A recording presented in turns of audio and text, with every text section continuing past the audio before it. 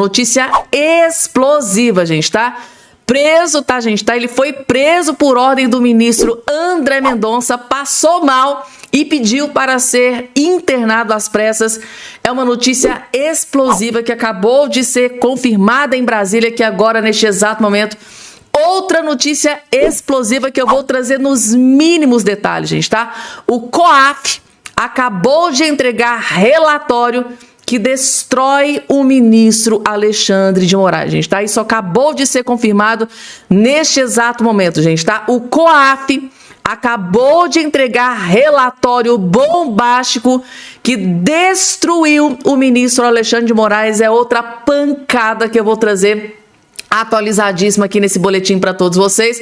Outro ponto que eu vou trazer para vocês, gente, tá? Notícia bombástica que atingiu Lula da Silva como um míssil teleguiado, gente, tá? Dirigentes do INSS acabaram de delatar ministro do Lula, gente, tá? É sobre o escândalo da roubalheira do INSS, gente, tá? Dirigentes do INSS acabaram de delatar, entregar de bandeja a cabeça do ministro do Lula para a Polícia Federal. E a notícia que a gente tem é que o Lula tá num completo desespero. O desespero tomou conta, gente, tá? É uma bomba que acabou de explodir, que eu também vou trazer para todos vocês. E claro, gente, tá? Lula da Silva, completamente desesperado, foi pedir socorro para o Davi Alcolumbre, gente, tá? É sobre a quebra do sigilo lá do filhinho dele, do Lulinha. Sim, gente, tá? Lula entrou em desespero e foi pedir socorro para o Davi Alcolumbre. E o Davi Alcolumbre parece que já tem a resposta. E aí, será que Davi Alcolumbre vai salvar o Lulinha, o filho do Lula? Sim ou não? Vocês vão saber, porque eu vou trazer essa informação aqui no vídeo também. E o PGR Paulo Gonet, gente, tá? PGR Paulo Gonet acabou de declarar guerra contra um ministro do STF. Essa notícia não coube no vídeo anterior, mas eu prometo para vocês que essa informação vai estar aqui. A chapa definitivamente esquentou, gente, tá? A coisa tá tão ruim que a gente pensa assim, não pode piorar. Piorou, gente, tá? Agora é o próprio Paulo Gonet, o PGR, que acabou de declarar guerra contra um ministro do STF. E vocês vão ficar completamente chocados. E quando eu vi essa notícia, eu tive que ir em outras fontes para ter certeza. E sim, gente, tá? Paulo Gonet confrontou, peitou o ministro no STF. E claro que eu vou trazer essa informação também nos mínimos detalhes.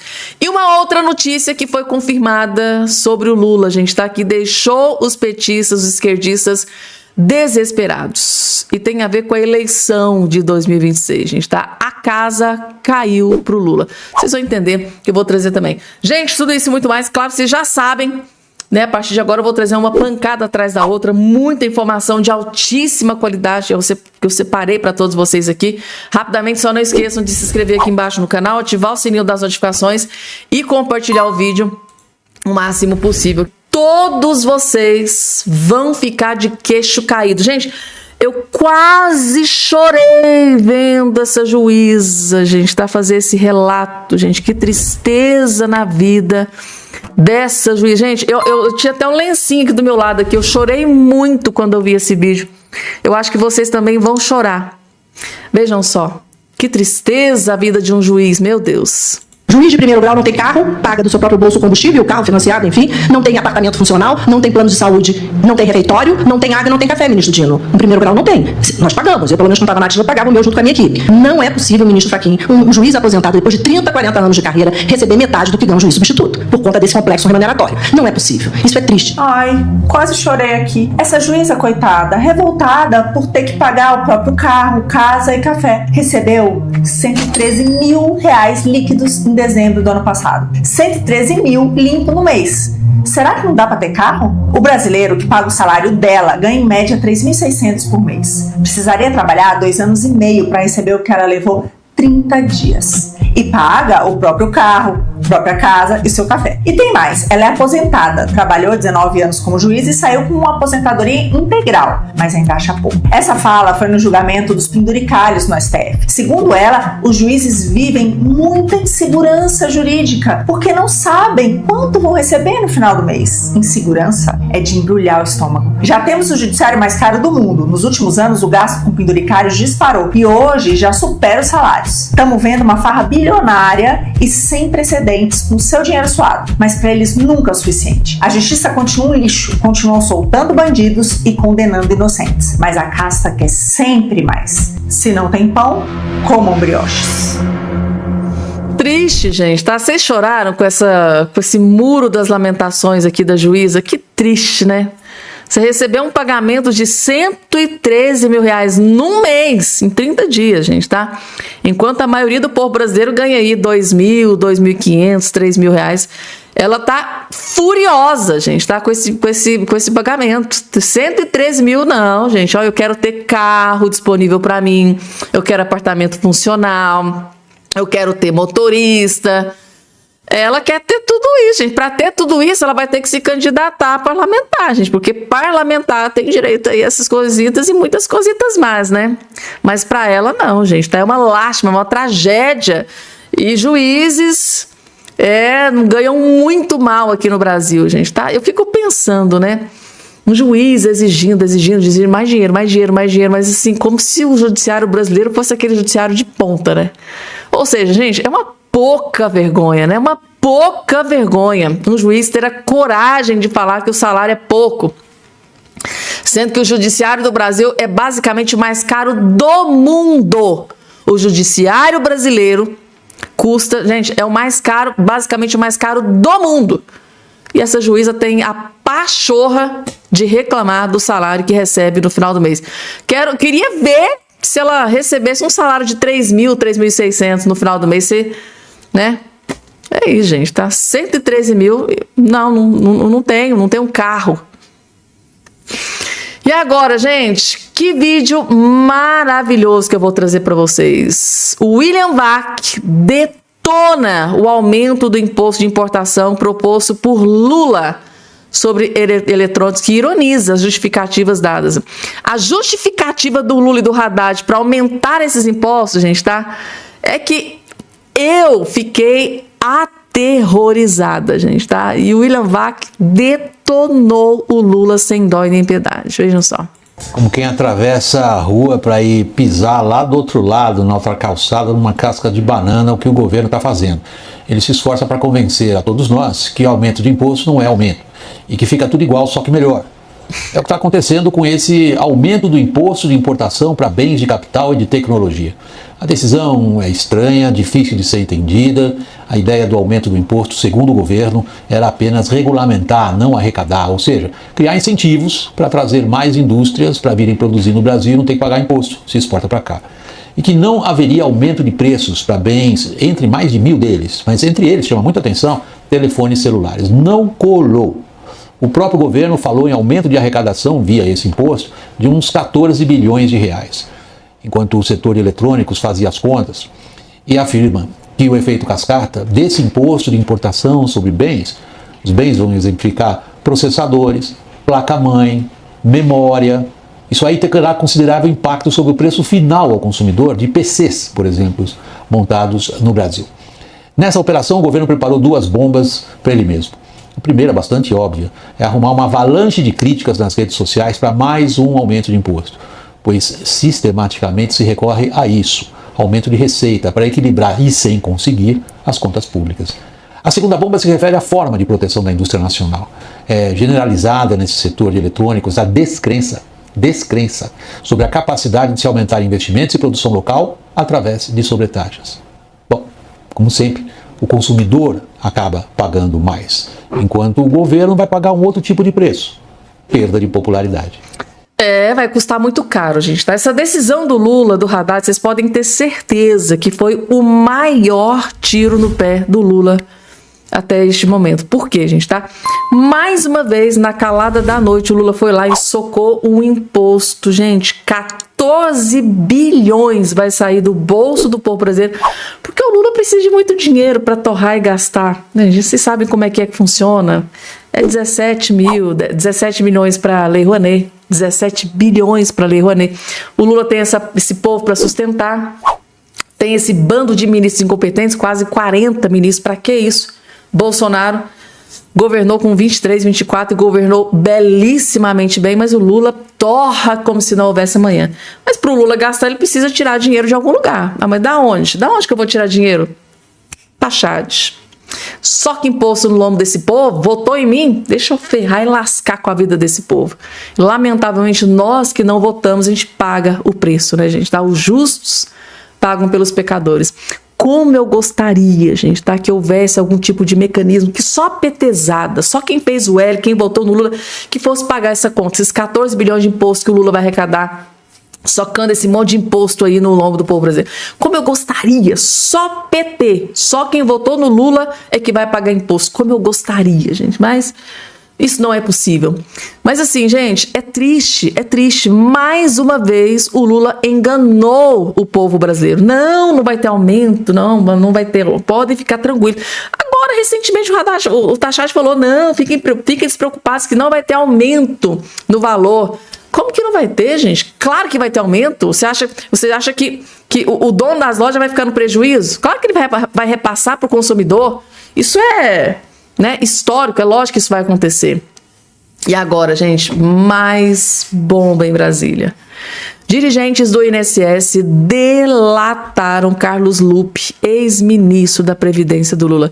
Pessoal, agora fica cada vez mais claro, né? Lá no início, quando estava ali surgindo o burburinho de, olha, vamos instaurar CPMI do INSS. Vocês se lembram do desespero do Lula, da Gleice Hoffmann, do Lindbergh Faria, do Capitão Cueca, Jacques Wagner? Vocês lembram o desespero desse povo para que essa CPMI do INSS não acontecesse? Aqui, eles sabiam que ia chegar dentro do governo, eles sabiam que ia chegar no Lula, no governo Lula, nos ministros do Lula. Eles sabiam que ia chegar no filho do Lula.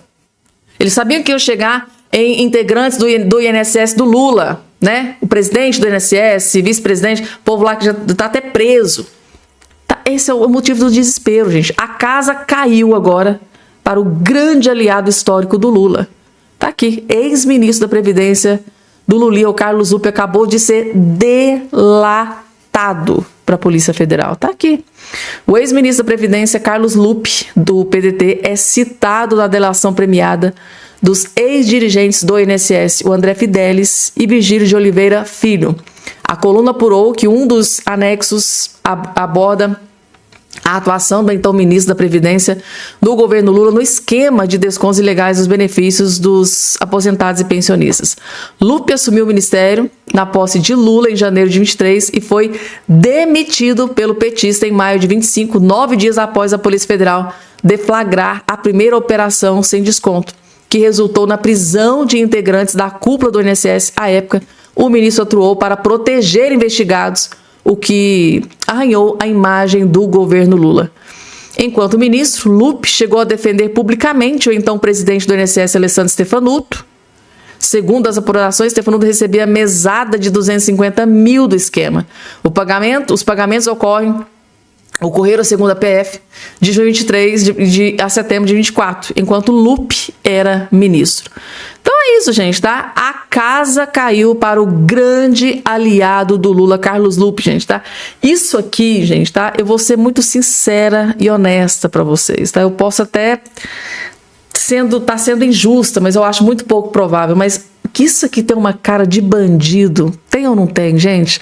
Coloca aqui embaixo, olha o tipo de gente que o Lula escolhe para colocar na Previdência do país, gente, tá? Para tomar conta do INSS, dos velhinhos, dos aposentados, pessoas doentes, acamadas. Vejam só, gente, a cara de bandido, tá? Que tem ou não tem, gente, tá? Coloca aqui embaixo a opinião de vocês. Vou até colocar aqui, ó, para vocês. Tem ou não tem cara de bandido isso aqui? Olha só como o Lula tem dedo podre para escolher ministro, gente, tá? Pelo amor de Deus. Silvio Almeida, abusador de mulheres. Lewandowski, lá, tolado até o pescoço, escândalo lá do Master. Pelo amor de Deus, gente. Mas vai ter dedo podre para escolher ministro, que é o Lula. E tem mais, gente, tá? Vocês sabiam que o Lula foi pedir socorro pro Davi Alcolumbre? Quem diria, gente, tá? Davi Alcolumbre se tornou a grande tábua de salvação do Lula. Isso tudo, esse desespero todo, gente, tá? É para proteger e salvar o Lulinha, que está prestes aí a ser preso a qualquer momento. Lulinha pode ser preso por ordem de André Mendonça a qualquer momento. E o Lula tá ali nos bastidores, né? Os cupinches, os companheiros do Lula estão agindo ali nos bastidores para tentar salvar o Lulinha. Que bomba, gente, que desespero. A blindagem governista construída na CPMI do INSS em torno de Fábio Luiz Lulinha começou a ruir, ou seja, a desmoronar nesta última quinta-feira. Inconformados com a aprovação da quebra de sigilos bancário e fiscal do Lulinha nesta quinta-feira, deputados e senadores da base do Lula foram até a residência oficial do presidente Davi Alcolumbre tentar reverter a decisão. Eles alegam fraude na votação da comissão. Integrantes da oposição ao governo Lula, que compõem a CPMI, conseguiram aprovar a disponibilidade das informações fiscais e bancárias do Lulinha, né? Em uma sessão tumultuada, o requerimento partiu do deputado Alfredo Gaspar. Gente. Então, a oposição passou a perna, deu uma rasteira nos esquerdistas, que dormiram de botina, dormiu no ponto. A oposição foi lá e deu essa rasteira, e agora os dados do filho do Lula vão ser externados, vão ser mostrados, revelados para o Brasil inteiro. E o desespero do Lula tá aqui, gente, tá? Se tem gente da base do Lula indo pedir socorro lá pro Davi Alcolumbre, pode ter certeza que provavelmente deve ter o dedo do Lula envolvido aqui em toda essa questão. Desespero tomando conta geral. Vamos lá, porque tem mais, gente. Olha só, eu prometi para vocês, vai estar aqui. Paulo Gonet, PGR, parece que está declarando guerra contra um ministro do STF. E esse ministro é o Gilmar Mendes. E Dino, né, também. Gonet critica decisões de Gilmar e Dino sobre penduricalhos.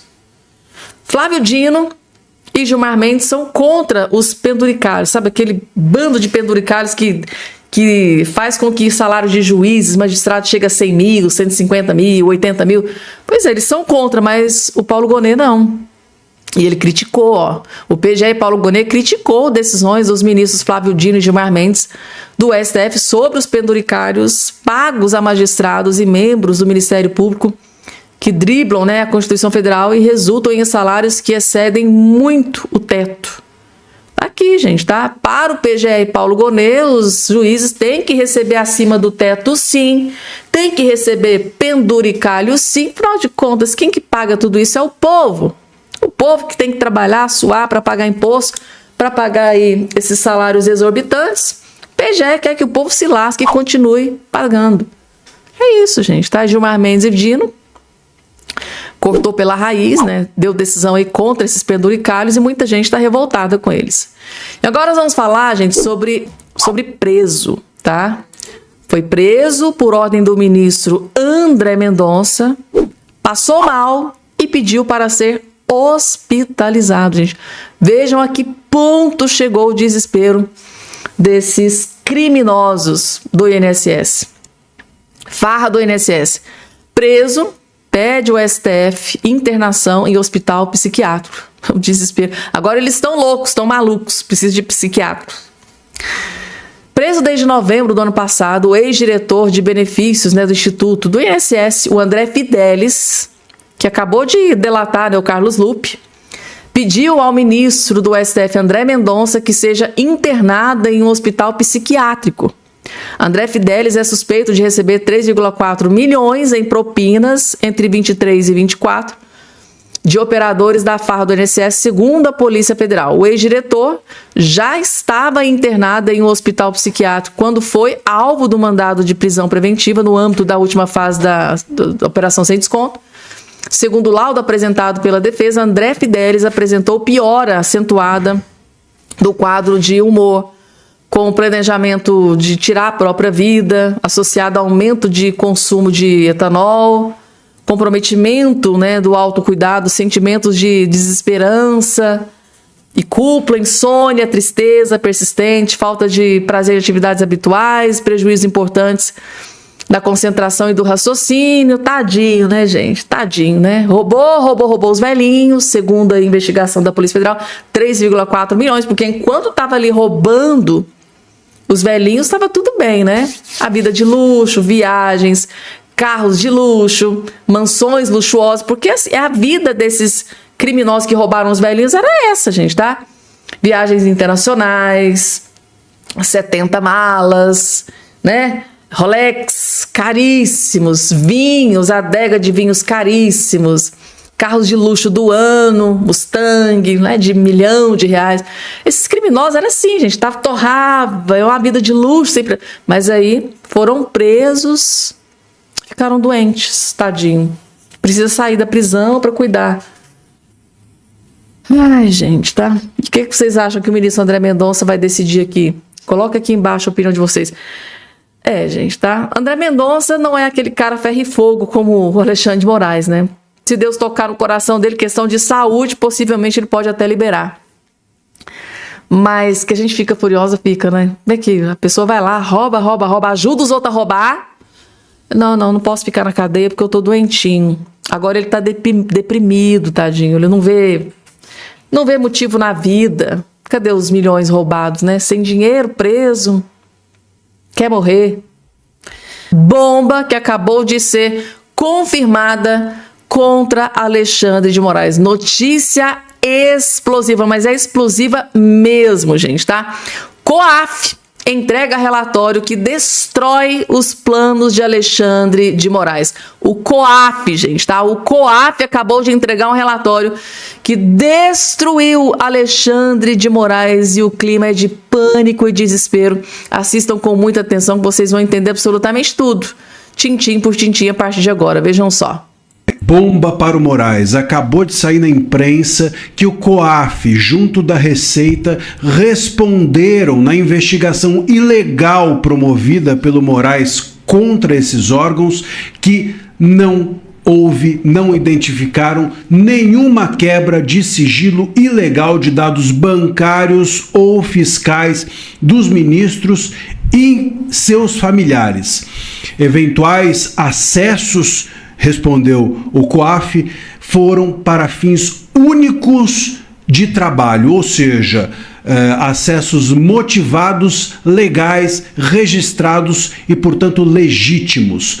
Ou seja, com essa resposta à investigação ilegal que o Moraes promoveu contra o COAF, contra a Receita, contra os órgãos que fiscalizam o dinheiro, as movimentações dos ministros, ele está dizendo simplesmente que essas investigações foram ilegais, que as medidas deferidas contra os servidores da Receita foram ilegais, que o trabalho que eles fizeram até agora foi correto. E agora, Moraes, como é que fica? Eu sou André Marcília, advogado, comentarista jurídico, e peço que antes de qualquer coisa você se inscreva aqui no canal, deixe o seu like, deixe o seu joinha. Só para vocês entenderem, o COAF e a Receita são órgãos diferentes, mas que cuidam do mesmo objeto. O COAF, ele cuida do fluxo do dinheiro, vamos resumir assim, e a Receita cuida da origem do dinheiro. Então, um complementa o outro. Um vê a origem e o outro vê o fluxo. E esses órgãos estão respondendo ao Moraes que não há nada de ilegítimo nos acessos eventuais que foram feitos a dados de ministros. Ministros, Moraes, não estão acima do bem e do mal.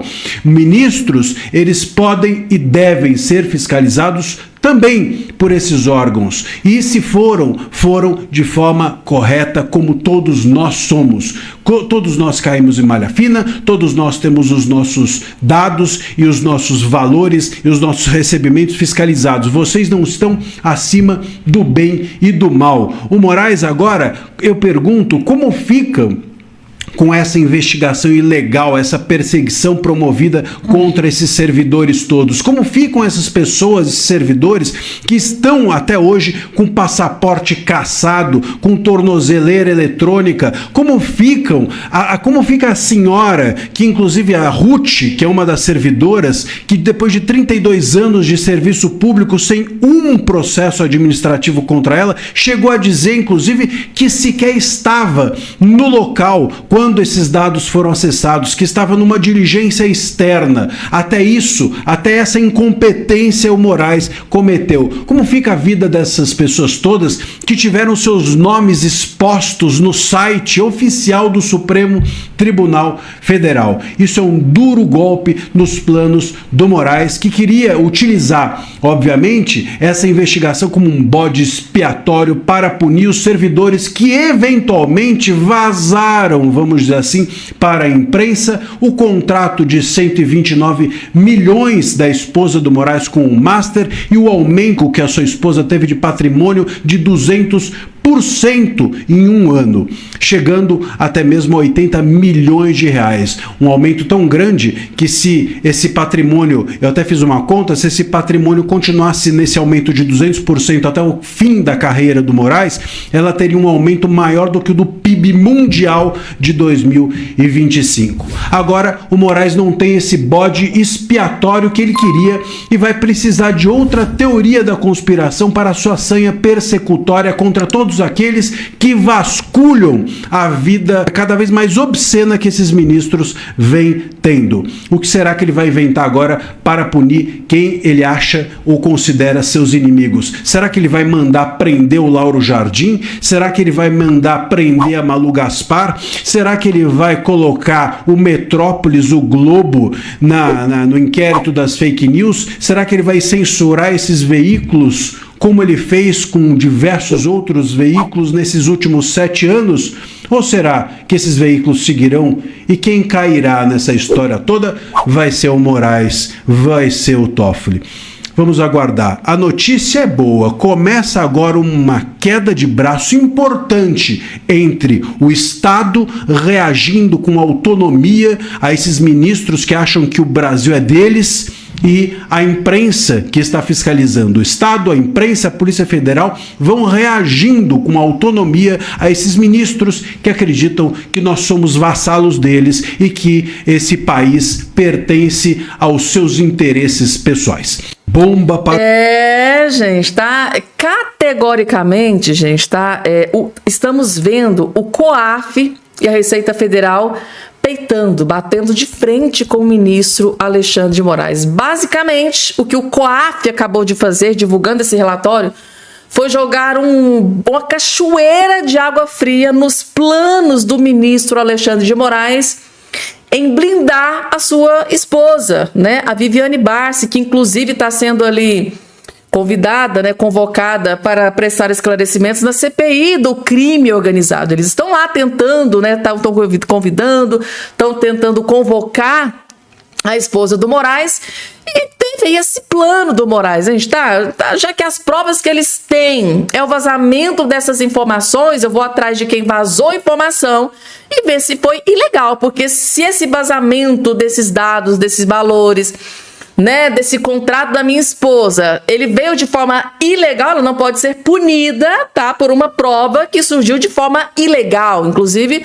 um vídeo do Dr. Jeffrey Chiquini que eu coloquei aqui para vocês, estava demonstrando que esse era o plano do Moraes, né? Se essa prova contra a esposa do Moraes, ela surgiu de forma ilícita através de uma quebra de sigilo de servidores da Receita Federal, ou seja, ela não poderia ser punida no futuro, num julgamento, por algo ilícito, por uma prova ilícita, né? Pelo menos no direito se diz isso.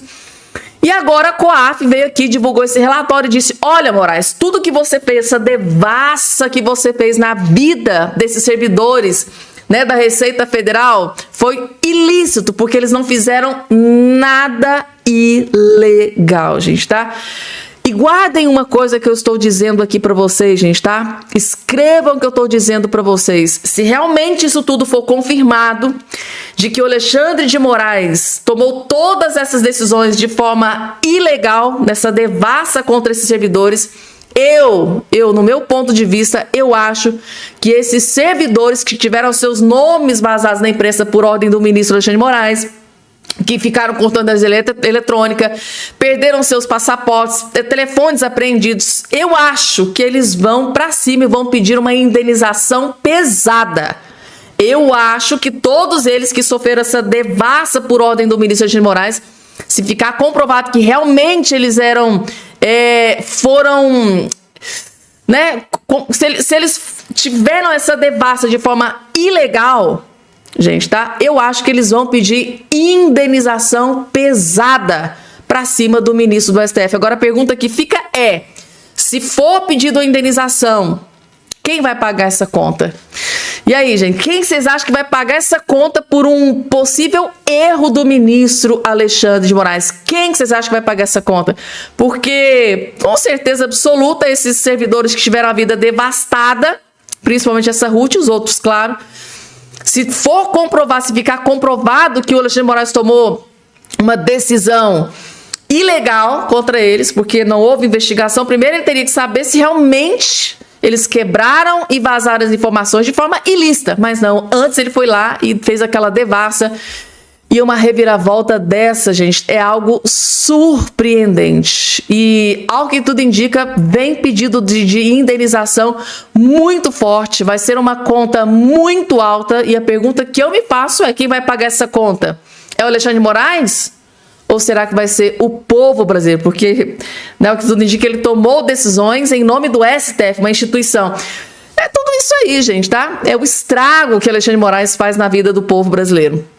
Isso pra mim é desespero, gente, tá? Desespero. Tudo isso pra, né, segundo aí alguns juristas, pra proteger, pra blindar a esposa do Moraes, que teve seus dados vazados na imprensa do Brasil inteiro e tá aí, né, sendo convidada na CPI do crime organizado, que pode ter ações contra ela, pode responder na justiça. Ele tentando blindar, possivelmente, tomou essa decisão que foi um verdadeiro grande tiro no pé. Que reviravolta, gente. Isso é o que eu chamo de plot twist carpado. Com certeza, gente, após esse relatório aí do COAF, esses auditores que tiveram as vidas devastadas pelo ministro de Moraes vão com tudo para cima do ministro e vai ter muita indenização em toda essa questão. Vamos lá, porque tem mais, gente. Agora, Nicolas Ferreira. Ele acabou de postar esse vídeo. Isso aqui, gente, é vídeo fresquinho, tá? Que acabou de sair do forno e já tá aí com 1 milhão de visualização. Realmente, o Nicolas Ferreira é um fenômeno nas redes sociais. Vídeo novo do Nicolas Ferreira, que revelou uma bomba contra o Lula da Silva. Vocês sabem que quando o Nicolas Ferreira grava um vídeo detonando o Lula, ele arrebenta, né? E arrebentou o Lula nesse vídeo, vejam só. De que só vai jogar, convencido de que só vai jogar quem tiver 100% de condições de jogar, que não vai convocar ninguém pelo nome, vai convocar se a pessoa estiver jogando, se a pessoa estiver treinada, se a pessoa estiver preparada. Deixa eu ver se eu entendi. O país está todo desorganizado, economia horrível, imposto em alta, tragédias acontecendo, e o presidente da República está preocupado em dar indireta sobre convocação de seleção brasileira. E pelo que eu entendi, meus amigos, ele tá querendo dar indireta especificamente sobre o Neymar, né? Esse mesmo Neymar, que ontem meteu 2 gols, inclusive um lindo, né, de cobridinha, pra esse cara que você tá dando indireta, aqui ó, Lula, não consegue literalmente organizar sua própria gestão e quer ficar dando pitaco em convocação de seleção. Vamos ver o time que você tá montando, Lula? Você escalou o Lewandowski para ministro, que tá aí envolvido, né, no escândalo aí, recebendo 5 milhões do Banco Master. Escalou o Haddad, que tá aumentando aí imposto em mais de 1.000 produtos de tecnologia. Escalou Dias Toffoli pro STF e amigo de Alexandre de Moraes, que ambos estão até a cabeça afundados no escândalo do Banco Master. Escalou o Lupe, que está sendo até delatado sobre os esquemas, né, de roubo do INSS. E lembra, Lula, de quem você escalou para ministro de Direitos Humanos, Silvio Almeida, que foi ali, indiciado por assédio e importunação sexual com outra ministra. E a ministra que você escalou no lugar dele agora está respondendo de novo por superfaturamento de uniformes escolares aqui em BH. Ou seja, você não tem moral para falar, não é só da escalação da Copa do Mundo, não. Você não tem moral para falar de escalação de lugar nenhum, inclusive do teu trabalho. Então para de dar palpite naquilo que você não foi chamado e começa a fazer seu trabalho, olhando, por exemplo, aqui para Minas Gerais. que inclusive, até agora, segundo o Metrópolis, mandou 1,4 milhão para cidades afetadas pelas chuvas. Que graças à rede social aqui, que vocês sempre pedem bloqueio e pedem para poder derrubar, menos de 24 horas a gente conseguiu levantar mais de 2 milhões de reais para poder ajudar ali a zona da mata. Eu não duvido nada de depois a gente ter pressionado, mostrado como tá, mobilizado, daqui a pouco o Lula tá pisando lá em Juiz de Fora. Então, Lula, pro bem do Brasil, cala a boca e deixa pelo menos uma das últimas alegrias que o brasileiro tem em paz, que é o futebol. O Brasil agradece.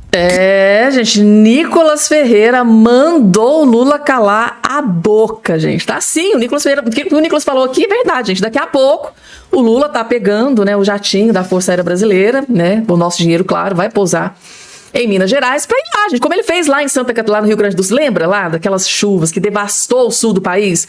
O que o Lula fez naquela época? Fez comício, fez palanque, disse que ia dar casa pro povo que perdeu as casas, que ia dar benefício, ia ajudar os empresários. Só que o que nós vimos lá naquela época foi o Lula, né? Foi lá para tirar foto. Quem não se lembra daquele vídeo emblemático, né? Do Lula lá, fazendo poses no meio daqueles escrombos, gente, tá? Que vocês puderem. No meio daquela logo de cara devasta, né?